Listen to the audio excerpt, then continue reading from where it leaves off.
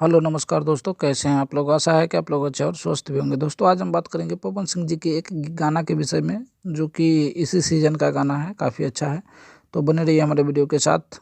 तो हमारे चैनल को सब्सक्राइब और लाइक कर लीजिए दोस्तों। तो चलिए दोस्तों मैं आपको बता दूं कि पवन सिंह जी का एक गाना आया है जिसका नाम है जार की रजाई। काफ़ी अच्छा है और पवन सिंह जी हैं इसमें और श्वेता महाराज जी हैं, और म्यूजिक दिए हैं इसमें छोटे बाबा दिए हैं, और प्रोड्यूसर है राज जायसवाल जी प्रोड्यूसर है। डायरेक्टर इसमें है रवि पंडित जी, इसका डायरेक्टर है, और एडिटर है दीपक पंडित।